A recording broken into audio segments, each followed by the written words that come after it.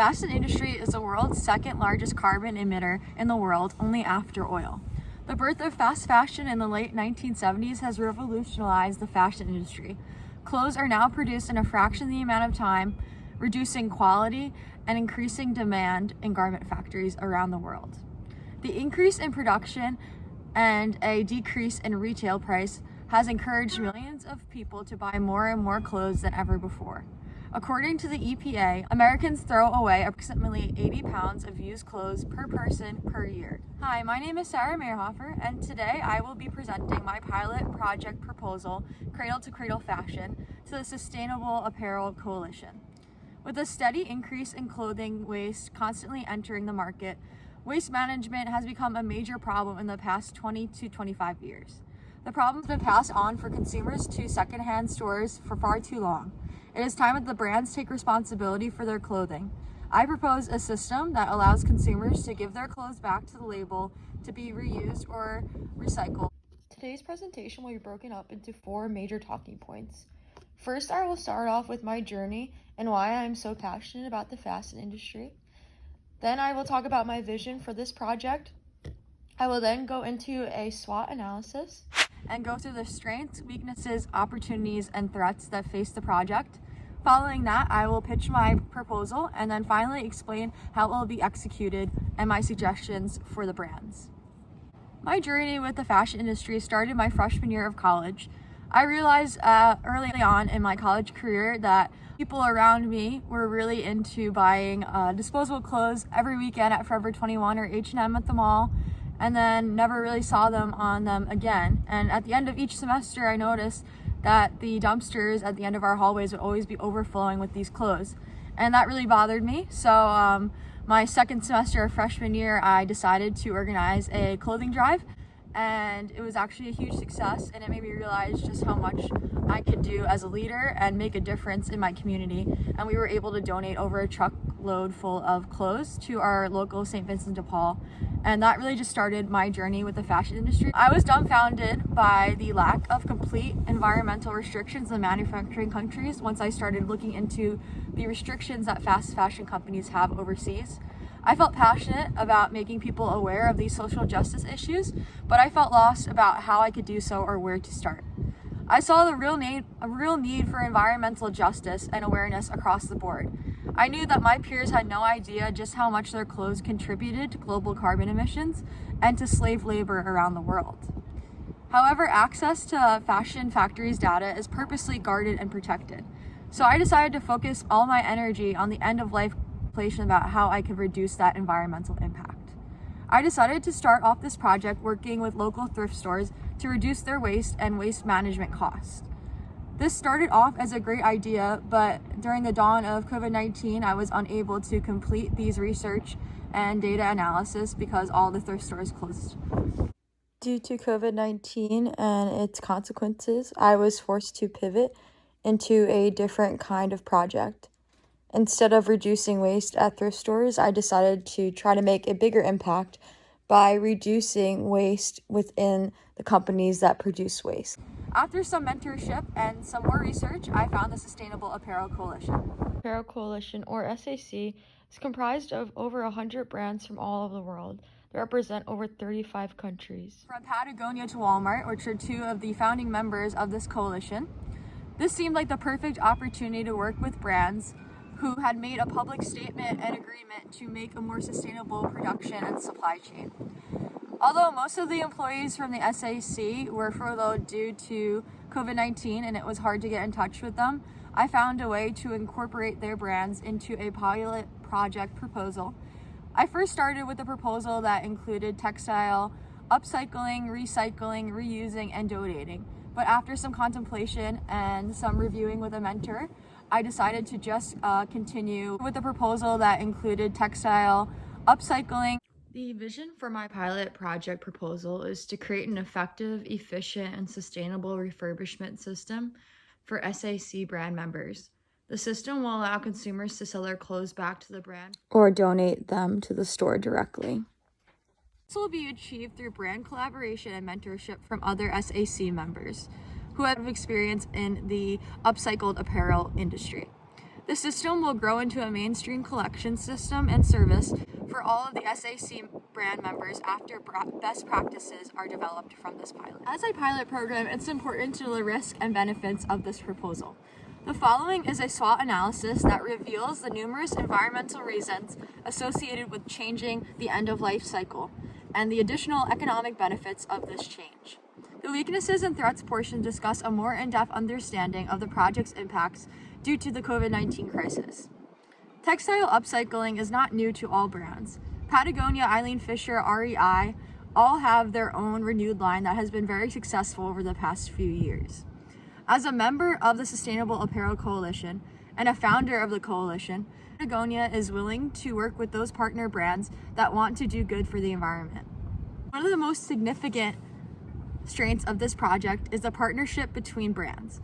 Over 100 brand members who have committed to sustainability. This is a huge strength because it shows a willingness to work together and to share ideas to make a more sustainable future. The Sustainable Apparel Coalition is a tremendous resource to the brands and the leaders of this label.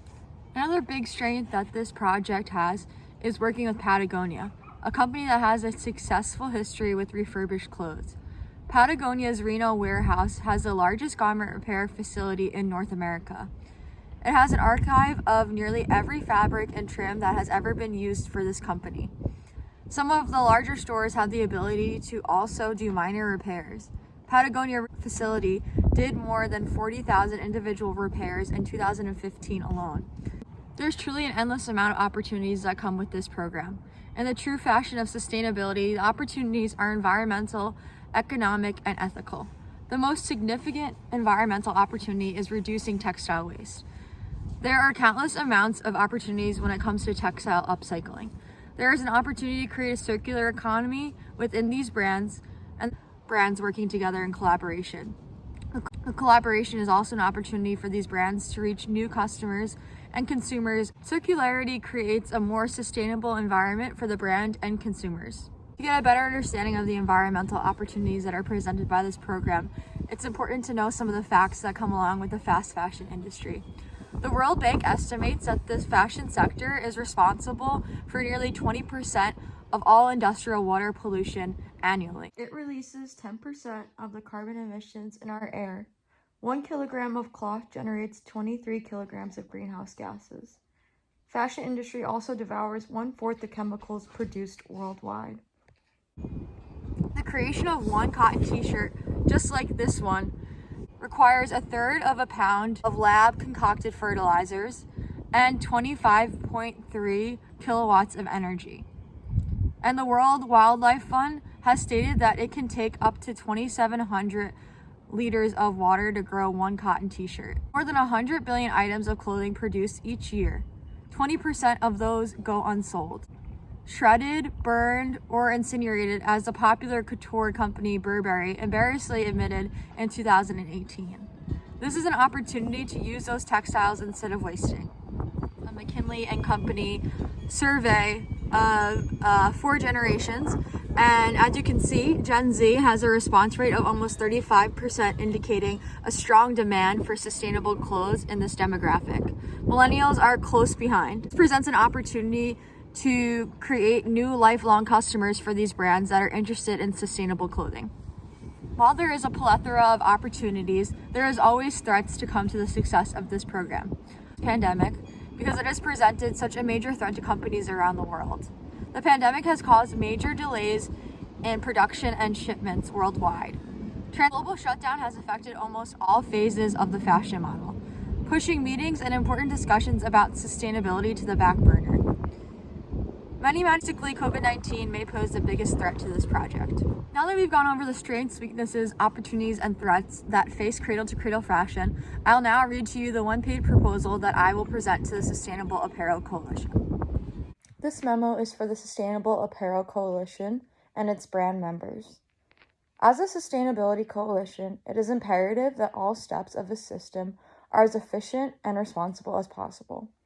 The Sustainable Apparel Coalition has created tools for its brand members to use to become more sustainable, but there is a lack of concern for how these clothes are discarded.